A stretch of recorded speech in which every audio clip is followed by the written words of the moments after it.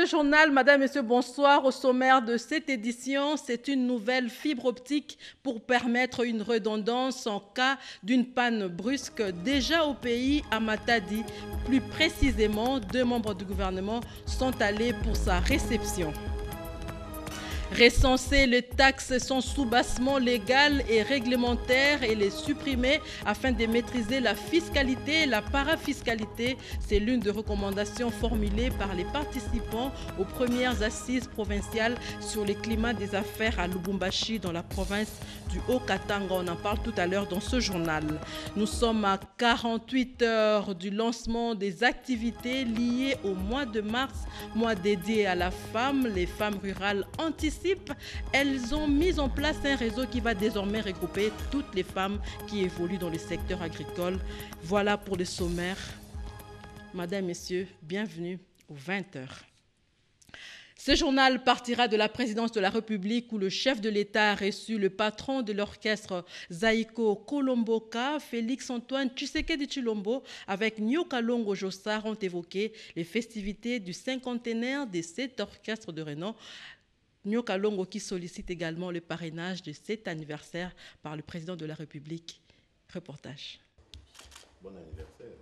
L'orchestre Zaïko Langalanga envisage de célébrer cette année 2020 ses 50 ans d'existence. En prélude de ces jubilés d'or, dont les festivités devraient débuter le 24 avril, date décrétée Journée nationale de la musique en République démocratique du Congo, l'artiste et musicien Jossar Nyoka Longo, en sa qualité du président de ce groupe musical, a été reçu par le président de la République, Félix-Antoine Tshisekedi Tshilombo, au cours d'une audience lui accordée ce mercredi 26 avril 2020 à la Cité de l'Union africaine à Kinshasa. Cet artiste congolais de renommée internationale qui a débuté sa carrière musicale vers les années 70 est venu solliciter auprès du père de la nation congolaise son parrainage pour la réussite de ces festivités qui devront s'étendre jusqu'au mois de décembre prochain, à en croire Nyoka Longo. Nous sommes venus solliciter, lui demander s'il pourra patronner les 50 ans, les festivités de 50 ans des Zaïko Langalanga, chose qu'il a accepté directement. Le programme, nous travaillons avec l'agence CMCT de M. Jean-Claude Allé, je crois le mois venu. Il y aura un point de presse là où il va dévoiler le calendrier de toutes ces festivités parce que ça va aller jusqu'au mois de décembre. Et comme le chef de l'État veut aussi faire cette année la fête de l'indépendance, une grande fête, donc il va associer aussi la musique. Dans notre projet, nous avons certains de nos collègues africains qui vont venir. A noter que ce grand événement culturel connaîtra aussi la participation de plusieurs célébrités de la musique africaine, telles que les Congolais de Brazzaville, le Sénégalais, le Camerounais, les Ivoiriens et autres.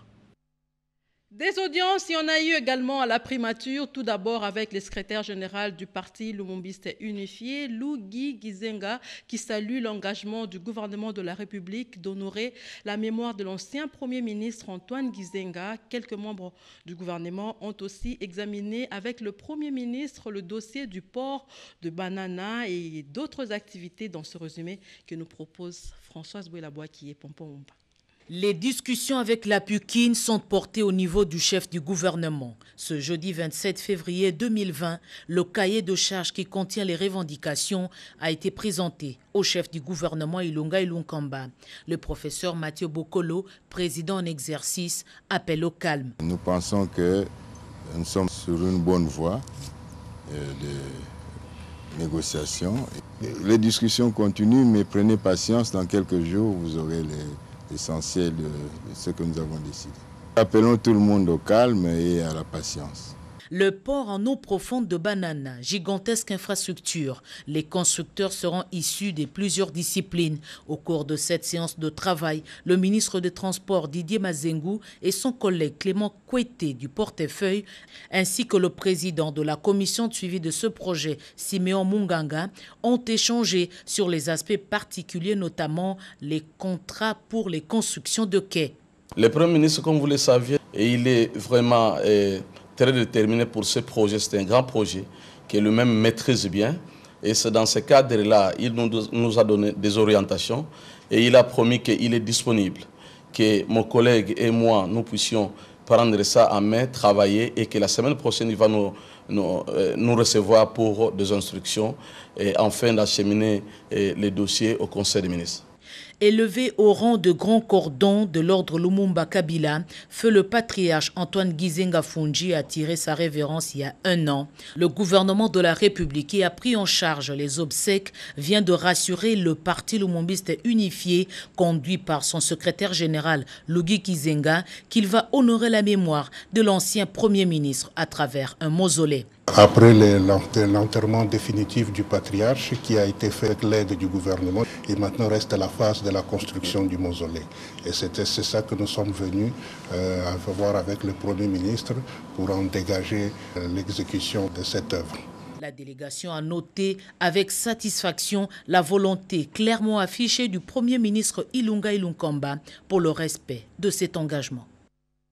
Et comme annoncé dans le titre, plus de 100 femmes des 6 provinces forment désormais un réseau de femmes rurales en République démocratique du Congo. Ces femmes formées par l'ONU Femmes et les comités de la FEC ont été présentées officiellement par la ministre d'État, ministre du Genre, Famille et Enfants, Béatrice Lomea. Lisette Moujenga. C'est ce vendredi 21 février 2020 que la ministre d'État, ministre du Genre, de la Famille et de l'Enfant, Béatrice Lomea, a procédé au lancement du réseau des associations de femmes rurales. Une centaine de femmes venues des 12 provinces de la République démocratique du Congo, encadrées par les comités nationaux des femmes entrepreneurs de la Fédération des entreprises du Congo, en partenariat avec l'ONU Femmes, étaient présentes à cette cérémonie. Le moment est donc arrivé pour assurer cette autonomisation économique de la femme. Et l'autonomisation économique passe par tous les secteurs, parce que ce secteur d'agriculture, si vraiment comme nous allons prendre le départ avec ces partenariats, je pense que d'ici quelques années, nous allons avoir des femmes milliardaires dans le secteur de l'agriculture. Il faut que les femmes disposent de terres. Il ne faudrait pas que celles qui veulent cultiver, vous arrivez là-bas. Non, ici, vous ne pouvez pas, là, vous ne pouvez pas. Non. Ces terres qui chôment, qui ne sont pas exploitées, qu'on les donne aux femmes. Que les femmes travaillent, ça va vraiment rehausser les niveaux, non seulement des femmes, des familles, du pays et du continent africain. Pour la représentante de l'ONU Femmes, Madame Awa, toutes les femmes doivent travailler en vue de leur autonomisation pour le développement du pays. Elles doivent s'engager et être capables de mettre fin à la faim que la RDC est en train de connaître. C'était également un moment de vulgarisation des droits et l'autonomisation des femmes du secteur de l'agriculture. Baptiser une ville dans la province du Sankourou au nom de Lumumba, c'est le plaidoyer que mène depuis un certain temps le sénateur Che Okitundu. Il a rencontré ce jeudi le ministre de la décentralisation pour l'opérationnalisation de ce projet. Reportage. Créer une ville qui porte le nom du héros national Patrice Emery Lumumba, cette décision de notabilité de la province de Sankourou doit prendre corps en honneur du Premier ministre congolais. L'élu des élus de la province du Sankourou, le sénateur Che Okitundu, a rencontré ce jeudi le ministre d'État, ministre de la décentralisation, Azarias Roubero Manua, à ces sujets. Il fallait finalement que les ministres compétents puissent appliquer le décret qui a été pris pour honorer la mémoire de notre héros national. Mais finalement, il y a eu une certaine léthargie dans l'application. Et aujourd'hui,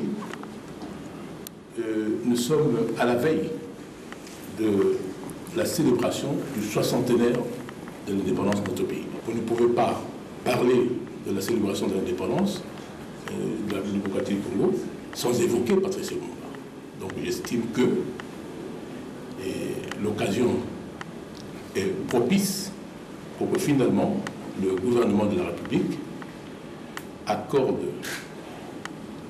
à la ville emblématique et même mémorielle que constitue le Lumbaville sa pleine effectivité.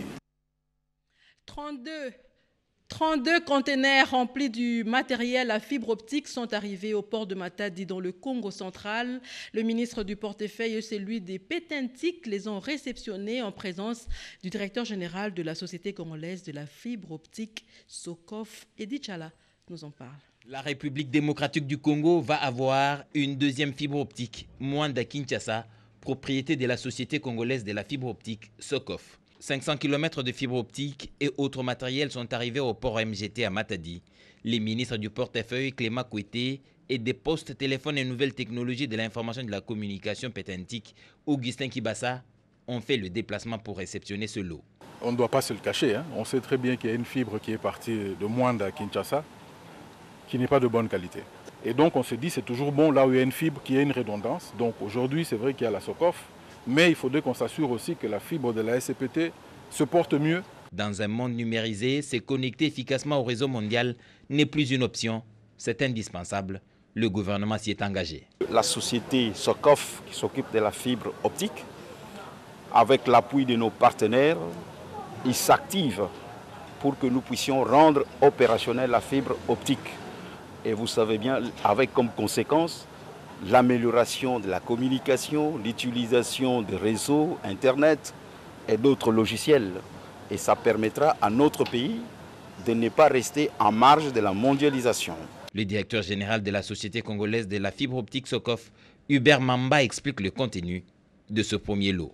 Dans ces 32 conteneurs, on trouve 500 km de tuyaux polyéthylène à haute densité, pH 2 en cycle, et également 5 km de tubes en acier. C'est toujours un avantage d'avoir la possibilité de basculer sur une autre ligne en cas d'une panne soudaine.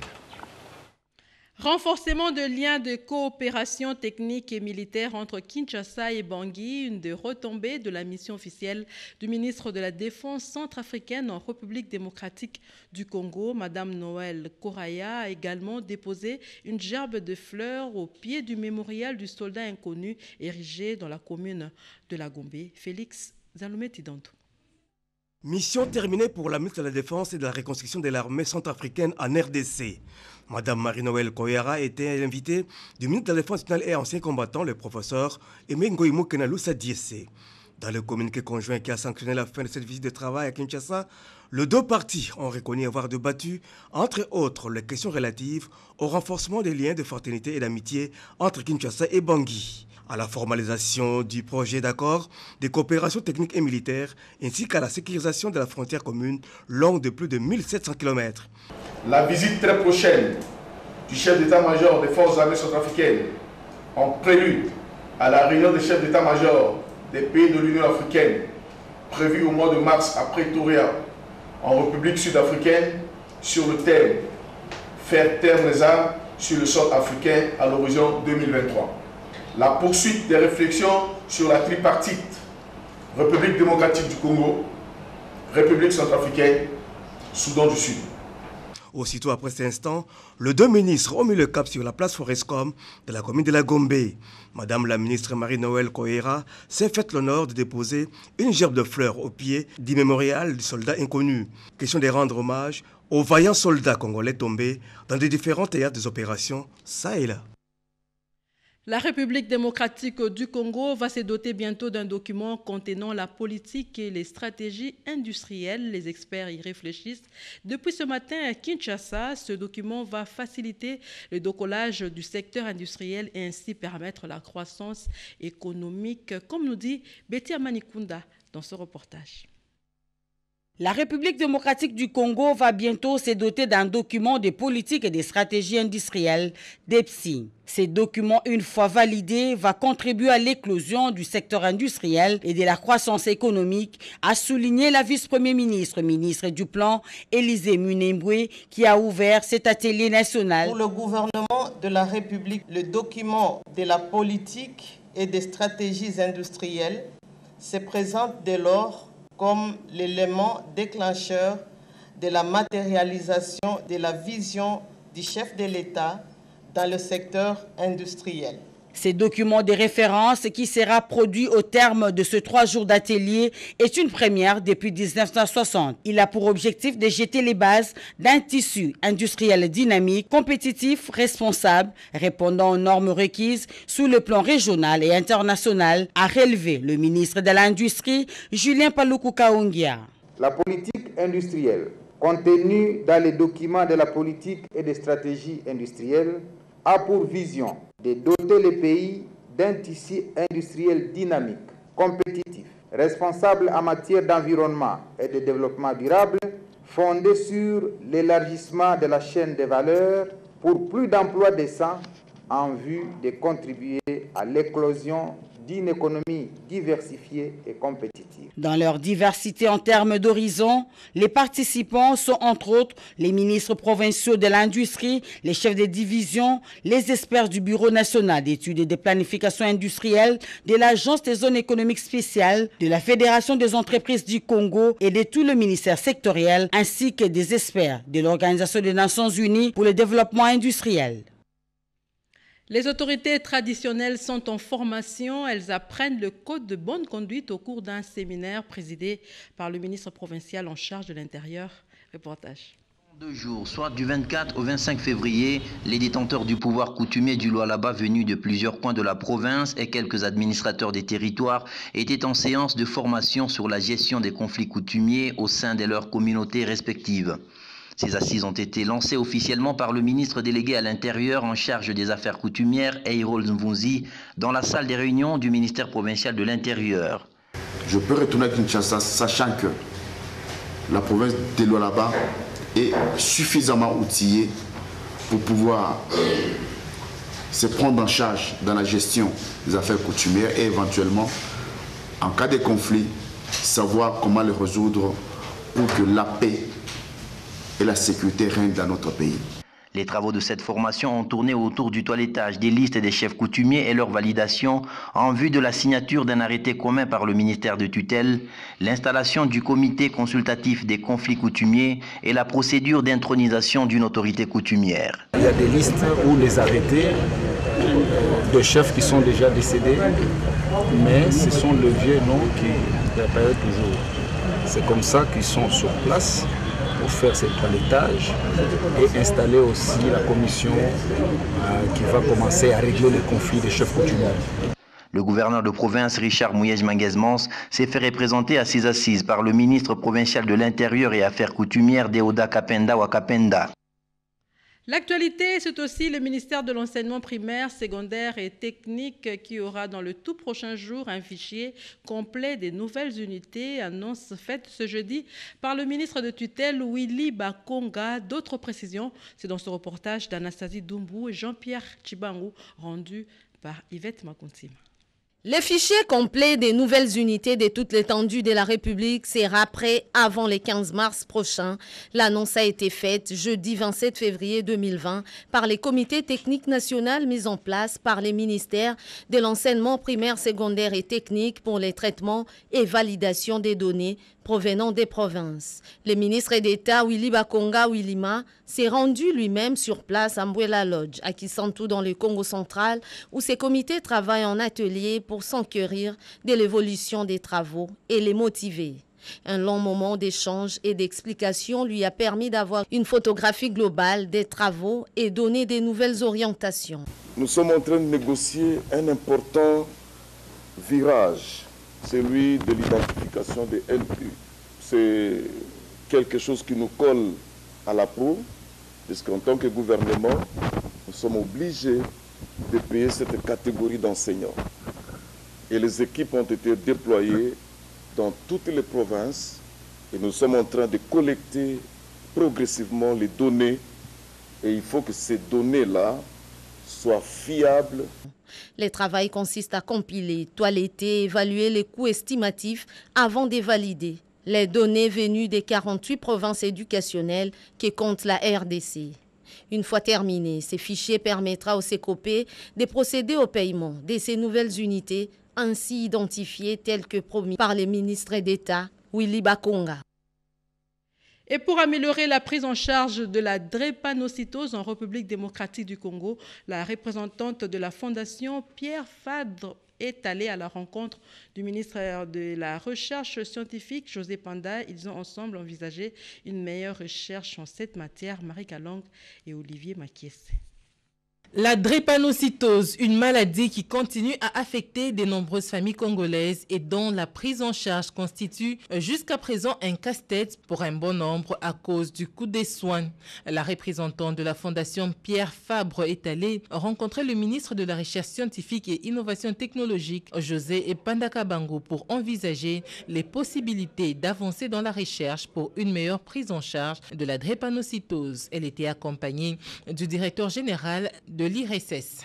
Et en fait, nous sommes venus partager avec son Excellence le ministre de la Recherche scientifique et de l'Innovation technologique des interventions possibles justement en termes de recherche et de diagnostic et pour l'établissement d'une cartographie en fait, de cette pathologie à l'échelle du pays. L'IRSS est implanté à travers tout le pays avec ses antennes et nous aimerons vraiment avoir la cartographie de la drépanocytose de notre pays. Et ce n'est qu'avec la cartographie qu'on pourra convaincre les parlementaires pour voter une loi sur le dépistage néonatal de cette maladie. Une visite bien accueillie pour le ministre José Pandakabango qui, lui, pense qu'il faut saisir cette opportunité pour mobiliser les ressources nécessaires pour la prise en charge de la drépanocytose.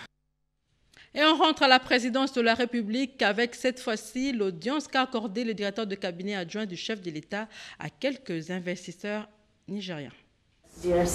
Attirée par l'amélioration du climat des affaires en République démocratique du Congo, cette délégation d'investisseurs nigérians de la firme Majaz Nigeria spécialisée dans les domaines du pétrole, du gaz, de l'agriculture, des mines et des infrastructures routières voudrait accompagner le gouvernement congolais dans les réformes économiques en vue d'une croissance économique durable, un des 4 axes stratégiques du chef de l'État, Félix Antoine Tshisekedi Tshilombo. Conduite par son chairman Soumonu Moutun Oloni, cette délégation est venue présenter les opportunités et autres atouts de la firme Majaz Nigeria auprès de Madame le directeur de cabinet adjoint du président de la République en charge des infrastructures, mines et hydrocarbures, Getim Panumpanu, ce mercredi 26 février 2020 en son bureau de travail au Palais de la Nation à Kinshasa-Gombe.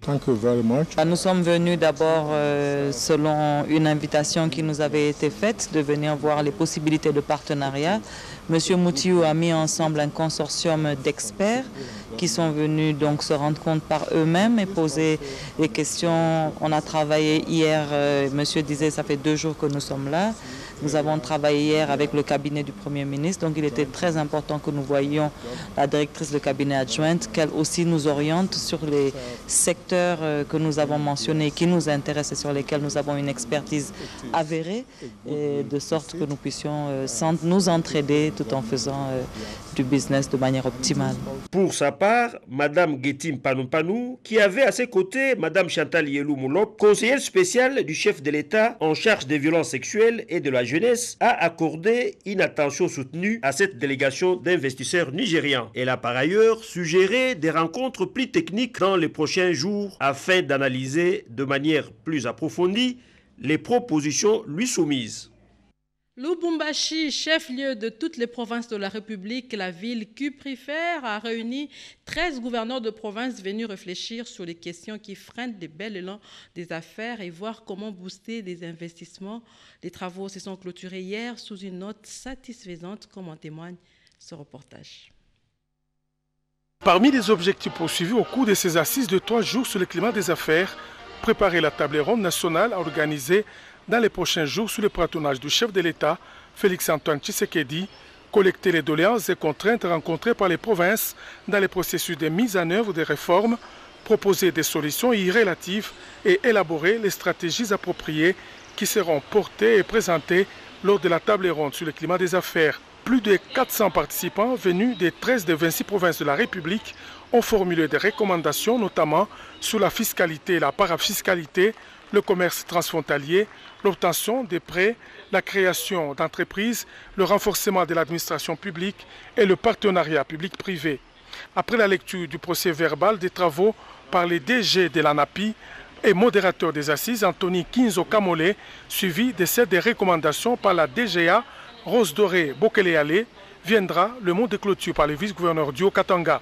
Jean-Claude Kanfa-Kimimba a émis le vœu de voir les participants s'approprier les recommandations des assises de Lubumbashi. J'exhorte les uns et les autres à s'approprier les recommandations telles que lues et à l'issue de ces assises, dans la perspective que l'amélioration des climats des affaires doit être entreprise et non racontée.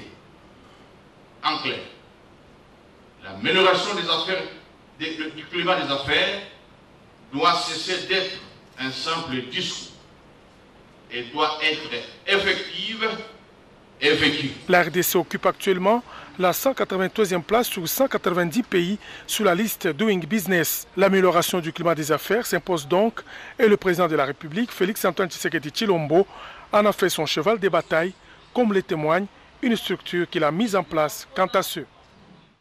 La radio-télévision nationale congolaise est en deuil. Elle pleure John Kayumba, caméraman à la direction des informations télévisées. La levée du corps a eu lieu aujourd'hui. Le deuil est observé à la 16e rue, au funérarium, la plaza dans la commune de Limete. Cadres et agents lui ont rendu un dernier hommage. Regarde.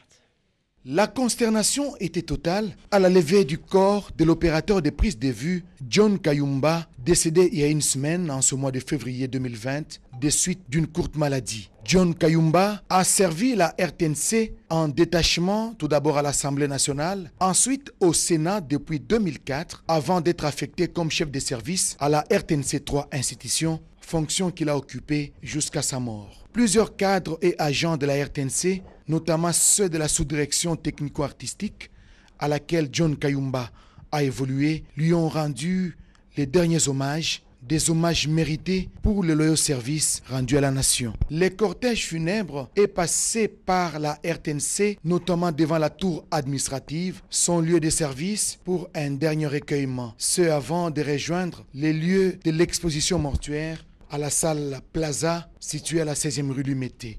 Et l'enterrement est prévu à la nécropole entre terre et ciel dans la commune de Lancélé. Que l'âme de celui qu'on a toujours appelé John repose en paix. Vous suivrez à la fin de ce journal, tout à l'heure à 21h sur nos antennes, un récit de l'itinérance du directeur général de l'OGEFREM dans les Tanganyika. C'est un reportage proposé par Edith Chala. Madame, Monsieur, avant de nous séparer, je vous rappelle les principaux titres de cette édition d'information. C'est une nouvelle fibre optique pour permettre une redondance en cas d'une panne brusque déjà au pays à Matadi. Plus précisément, 2 membres du gouvernement sont allés pour sa réception. Recenser les taxes sans soubassement légal et réglementaire et les supprimer afin de maîtriser la fiscalité et la parafiscalité, c'est l'une des recommandations formulées par les participants aux premières assises provinciales sur le climat des affaires. Nous étions dans la province du Katanga. Dans 48 heures, il y aura lancement des activités liées au mois de mars, mois dédié à la femme. Les femmes rurales, elles anticipent, elles ont mis en place un réseau qui va désormais le regrouper à Kinshasa. Madame, Messieurs, c'était un plaisir de vous présenter cette édition d'information coordonnée par Oscar Mbalkaïj, réalisée par Patrick Achala, rédigée par Yvette Makuntima. Merci de nous avoir suivis. Je vous retrouve avec beaucoup de plaisir la semaine prochaine. Un grand bonsoir à tous les téléspectateurs qui nous suivent à partir des Mimosas. Bonsoir et merci.